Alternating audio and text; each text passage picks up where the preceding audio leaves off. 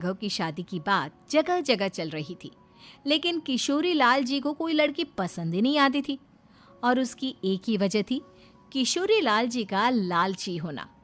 उनको लड़की वालों से मोटा दहेज चाहिए था और इसी चक्कर में एक दिन वो एक बहुत पैसे वाले के घर अपने बेटे का रिश्ता लेकर पहुंचे। उस आदमी का नाम था ओम प्रकाश। देखिए किशोरी लाल जी, मेरी एक ही बेटी है और मेरी सारी संपत्ति जायदाद सब कुछ मेरी बेटी नैना का ही है। पापा, नाम से लगता है बहुत खूबसूरत होगी। कितना अच्छा नाम है ना, नैना। ओ, वैसे बात तो सही है आपकी। अब इतना पैसा है, जमीन जायदाद है, इकलौती बेटी, आप भी क्या करेंगे? सब कुछ उसे ही देंगे ना। बिल्कुल ठीक पहचाना आपने। बस बेटी की शादी और सारी जायदाद उसके नाम। पापा, बिना देखे हाँ कर दीजिए ना। इतना अच्छा रिश्ता फिर कहाँ मिलेगा? माला माल हो जाएंगे हम। मैं अपनी बेटी को बुलाता हूँ। अरे नहीं नहीं नहीं नहीं, आपकी बेटी का नाम नैना है, सुनकर ही लगता है बहुत सुंदर होगी। रहने दीजिए अंकल, मैं तो आपकी बेटी के नाम से ही इतना खुश हो गया हूँ कि उसे बिना देखे शादी करने को तैयार हूँ। अब तो मैं उसका चेहरा सीधे शादी के बाद ही देखूंगा। और इस तरह राघव नैना का चेहरा नहीं देखता और उससे शादी कर लेता है। शादी के बाद अपनी सुहाग रात पर जब राघव नैना का घूंघट उठाकर देखता है तो नैना की आंखें बंद थी। कितने खूबसूरत हो तुम नैना, जरा अपनी आंखें खोलकर मेरी तरफ देखो तो सही। नहीं, मुझे शर्म आती है। अरे, मैंने तुम्हें शादी से पहले भी नहीं देखा, और अब अगर तुम आंखें खोलकर मुझे देखोगी भी नहीं तो मुझे अच्छा कैसे लगेगा?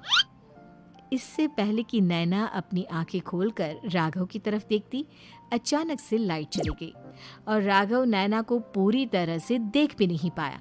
अगली सुबह नैना राघव के लिए नाश्ता बनाकर लेकर आई। अरे ये क्या, आधा पराठा सेका हुआ है और आधा बिल्कुल कच्चा। ये तुमने क्या किया नैना? बहू, तुमने क्या आधा पराठा तवे से नीचे लटका कर रखा था, जो आधा सिका है और आधा कच्चा? मुझे जितना दिखेगा उतना ही तो सीखूंगी ना पापा जी। जहाँ जहाँ मुझे नजर आ रहा था वहाँ मैंने सीख लिया, जहाँ जहाँ नहीं दिखा वहाँ कच्चा रह गया होगा। इसका क्या मतलब है? ये कैसा मजाक कर रही है तुम? अरे बहू, तुमने इतना लंबा घूंघट क्यों लगाया हुआ है? देखो, हमारे घर में बहुओं को बेटी की तरह रखा जाता है, और फिर तुम तो इतना सारा माल लेकर आई हो। देखो, ये घूंघट डालकर रखने की कोई ज़रूरत नहीं है। हाँ नैना, पापा जी ठीक कह रहे हैं, तुम तो आराम से रहो, अपना ही घर समझो। नैना अचानक से अपना घूंघट उठा लेती है। अरे ये क्या पापा, नैना की तो एक आंख फूटी हुई है। नाम से नैना, लेकिन ये तो कानी बहू निकली। मेरे साथ धोखा हुआ है, धोखा। बिना दिखाए अपनी कहानी लड़की मेरे संग ब्याह दी। मुझे कहानी भी नहीं चाहिए। मुझे अभी ओम प्रकाश जी से बात करनी पड़ेगी। आखिर उन्होंने मेरे साथ ऐसा किया क्यों? अरे, आप लोगों ने ही तो पापा से कहा था कि आप लोग शादी से पहले मुझे देखना नहीं चाहते। अब मेरे पापा पर क्यों इल्जाम लगा रहे हैं? अरे लेकिन उन्हें बताना तो चाहिए था ना कि तुम कहानी हो, एक आंख से तुम्हें दिखाई नहीं देता। किशोरी लाल और राघव नाराज होकर ओम प्रकाश को अपने घर बुलाते हैं। पापा जी, ये आपने क्या किया? शादी से पहले बताया क्यों नहीं कि नैना की आंखों में परेशानी है? अरे, आप ही ने तो लड़की देखने से मना कर दिया था। और लेकिन आप बता तो सकते थे। आपको तो हमारी बेटी की प्रॉपर्टी चाहिए थी, वो भी पूरी की पूरी। अब क्या हुआ अगर उसे आधा दिखाई देता है? प्रॉपर्टी तो आपको पूरी मिल गई ना। अरे ये क्या बात हुई? मेरी शादी प्रॉपर्टी से नहीं, आपकी बेटी से हुई है। अब ये तो पहले सोचना चाहिए था, तब तो मेरी प्रॉपर्टी देखकर तुम्हारी जुबान लप लपा रही थी। लेकिन मैं कानी लड़की को अपनी बीवी बनाकर नहीं रख सकता। पापा, कुछ करिए ना आप। हाँ, करता हूँ। देखिए ओम प्रकाश जी, आप हमारे साथ ऐसा नहीं कर सकते। और तुम देखो, अगर तुमने मेरी बेटी से शादी तोड़ी ना तो जो भी प्रॉपर्टी मैंने तुम्हें दी है वो तो पूरी की पूरी वापस ले ही लूँगा और आधी प्रॉपर्टी तुम्हारी भी लूँगा। अरे मेरी आधी प्रॉपर्टी भला क्यों लेंगे आप? इसलिए क्योंकि मेरी बेटी को आधा नज़र आता है और उसकी नज़र अभी तक तुम्हारी आधी जायदाद पर ही पड़ी है। अब तुम उसे घर से निकालोगे तो कुछ तो लेकर जाएगी ना। और अगर हम आपकी बेटी को अपने घर की बहू बना कर रखे तो? तो तुम्हारी पूरी प्रॉपर्टी तुम्हारी ही रहेगी और जो मैंने तुम्हें दिया है ना उसमें से बस मैं आधा लेकर जाऊंगा। अरे लेकिन अब आप अपनी दी हुई प्रॉपर्टी में से आधी वापस क्यों लेकर जाएंगे? अगर मैं आपकी बेटी को अपनी पत्नी बनाकर रखने को तैयार हूं तो?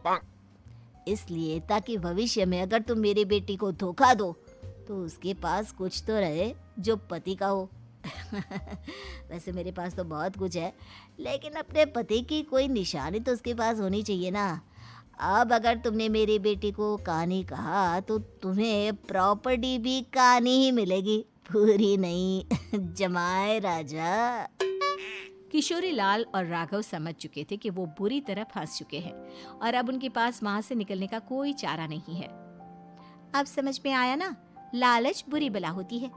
एक तो तुम्हें प्रॉपर्टी मिली, ऊपर से बीवी मिली, उसमें तुम्हें नखरे भी दिखाने हैं।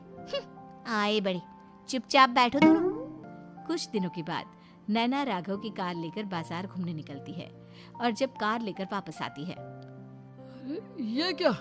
एक तरफ से मेरी गाड़ी पूरी खराब हो चुकी है। लगता है तुमने मेरी गाड़ी को किसी दूसरी गाड़ी के साथ एक्सीडेंट किया है। अरे अरे कितना बड़ा नुकसान कर दिया तुमने बहू। वो क्या है ना पापा जी, मुझे एक आंख से दिखाई नहीं दे रहा था, सामने से गाड़ी आ रही थी। मुझे तो सिर्फ आधा ही दिखाई दिया और वो गाड़ी मेरी कार से रगड़ते हुए निकल गई। अब मैं क्या करूं बताओ? आप इसे ठीक कराने के पैसे कौन देगा? तुम्हारे पापा। तुमने मुझसे इस तरह से बात की? अभी रुको। नैना राघव की शिकायत ओम प्रकाश को कर देती है। देखो राघव, अब जो मेरी आधी प्रॉपर्टी तुम्हारे पास थी ना उसमें से आधी और मैं लेकर जाऊंगा क्योंकि तुमने मेरी बेटी को डांटा। अरे नहीं नहीं पापा जी, गलती हो गई, माफ कर दो। गलती की तो कोई गुंजाइश ही नहीं। अगली बार मेरी बेटी को डांटा तो बची हुई आधी में से आधी और ले जाऊंगा। लालच के चक्कर में हम दोनों ने बहुत बड़ी गलती कर दी बेटा। एक तो तुम्हें कानी बहू मिली और ऊपर से जो माल मिला वो भी काना। इस तरह राघव की हर एक गलती पर ओम प्रकाश उसकी प्रॉपर्टी का आधा आधा हिस्सा लेकर अपना सारा माल वापस ले गया और राघव को कानी बीवी से काम चलाना पड़ा। भाई लालच वाकई में बुरी बला है।